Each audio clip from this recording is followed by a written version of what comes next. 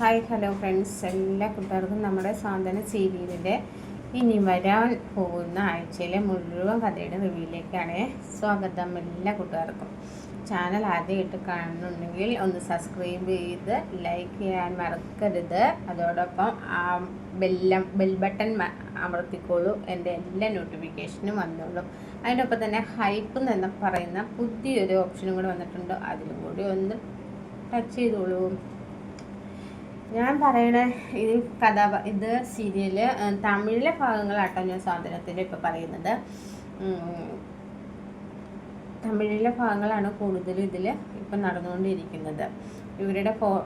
ഇവിടെയാണ് കൂടുതലും മലയാളത്തിൽ ഫോളോ ചെയ്തിട്ടുണ്ട്. അതുകൊണ്ട് തമിഴിലെ നടക്കണതാണ് ഞാനിപ്പോൾ പറയുന്നത്. അങ്ങനെ ബാലനും ഗോമതിയും ആര്യനും അനന്തനും ഒക്കെ മാറി മാറി വിളിക്കുകയാണ്.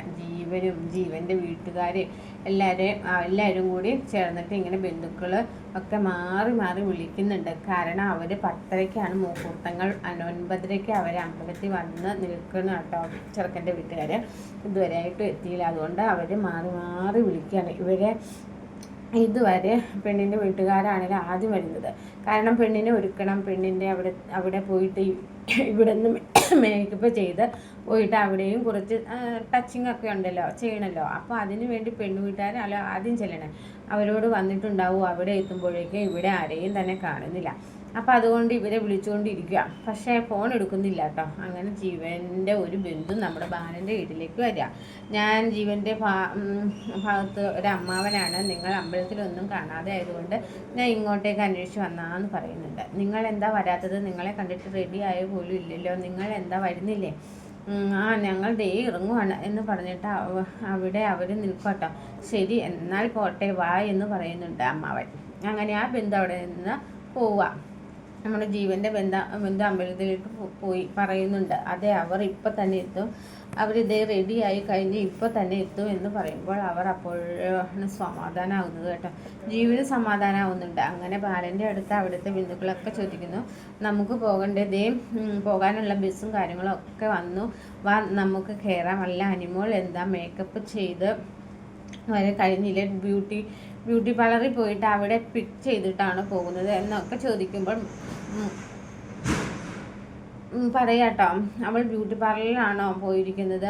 അപ്പോൾ അവിടെ നിന്ന് നേരെ വന്ന് പിക്ക് ചെയ്യാമല്ലോ. ഇനി അവിടെ വന്ന സാരി ചുറ്റണല്ലോ, അത് നല്ല കാര്യം, ചുളുങ്ങൂലോ, അതുകൊണ്ടാണ് കാര്യം കേട്ടോ. അപ്പോൾ അനു നേരെ അങ്ങോട്ടാണ് വരിക അല്ലേ? അതെ അതെ അതെ, അനുമോള് കൂടെ എപ്പോഴും കുഴപ്പമൊന്നുമില്ല എന്ന് പറയുകയാണ്.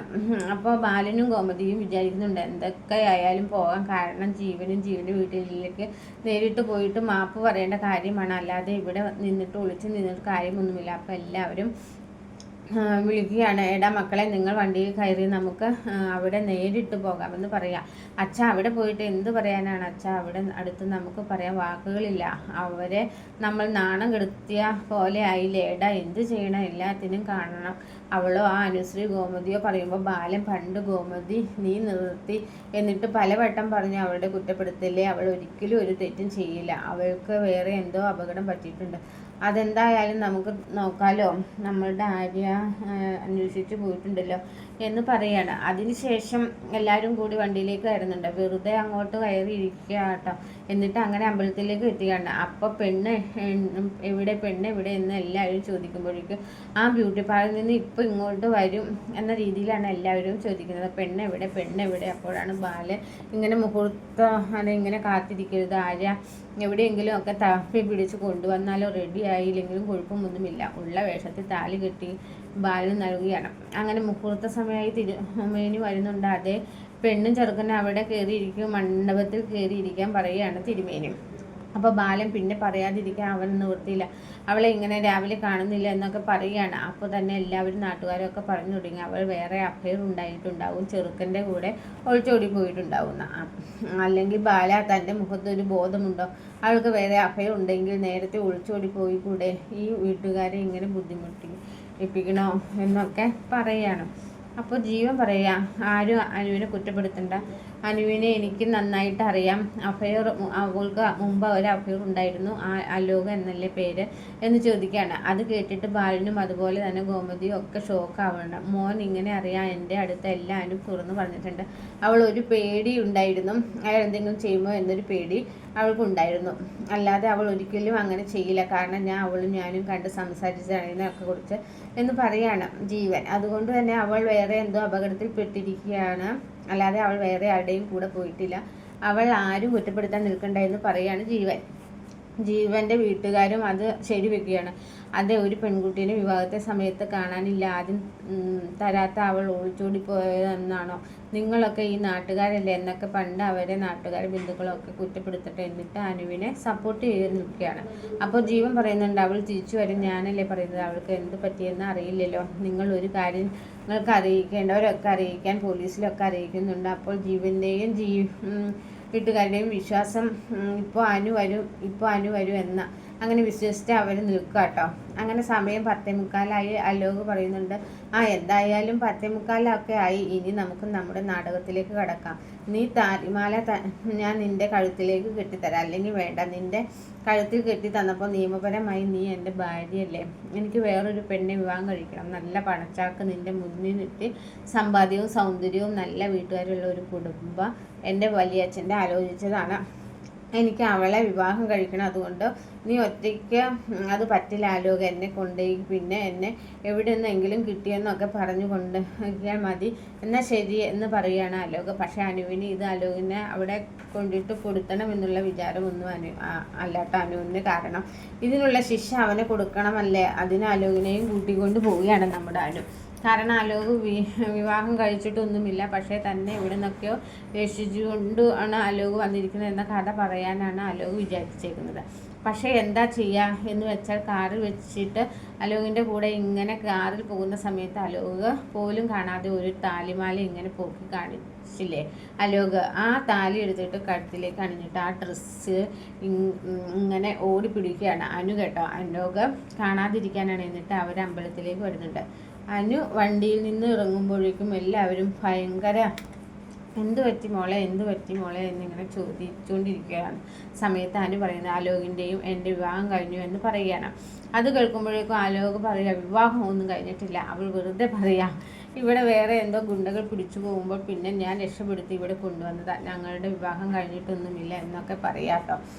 അപ്പോൾ അനു പറയാ, ഇല്ല, എന്നെ ആലോക് വിവാഹം കഴിച്ചു, ഇതേ കണ്ടില്ലേ എന്ന് താലി കാണിക്കുകയാണ്. അപ്പോഴാണ് ആലോക് ഞെട്ടിപ്പോയത്. ഈശ്വര, ഇവൾ കാറിൽ അപ്പോഴേക്കും ആ താലി എടുത്താണ് അണിഞ്ഞ് എന്ന് വിചാരിക്കുകയാണ്. അങ്ങനെ ആ ഒരു ഭാഗം കാണുമ്പോഴാണ് ബാലനും ജീവനും ഒക്കെ എല്ലാവരും പോലും വിശ്വസിച്ച് പോകുന്നത്.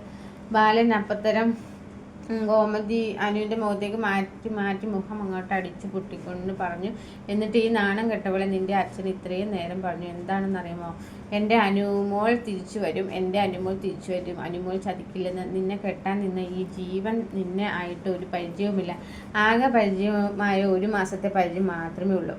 അവൻ എന്താ പറഞ്ഞതെന്ന് അറിയുമോ, ഒരിക്കലും തെറ്റ് ചെയ്തില്ല, അവൾ തിരിച്ചു വരുമ്പോൾ അവളെ 2 കൈ നീട്ടി ഞാൻ സ്വീകരിക്കുമെന്ന് ചതിച്ചലല്ല, നീ എന്തിനാണ് ജീവിച്ചിരിക്കുന്നത്, നിനക്ക് ആ വഴിക്ക് പോയി ചത്തൂടെ എന്നൊക്കെ ചോദിക്കുകയാണ്.